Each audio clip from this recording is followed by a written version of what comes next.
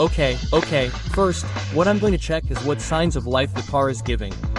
So let's get in and turn the key. Oh, it's not giving any signs of life, so let's check what's under the hood. Open the hood. Interesting. It's good, huh? Interesting. Well, we have an engine. How long do you think it'll take to figure it out? I think 30 minutes to fix everything. Oh, what's happening here is that they've isolated a battery post with tape. Wait.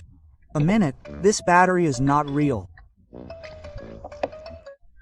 So, mainly this battery is not real, it's a prop.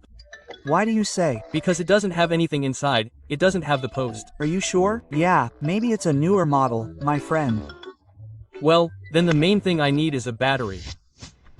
A battery. Okay, let's get started. Let's give it a battery. You got it right, so you're good on time. Where's the battery? First failure in 2 minutes.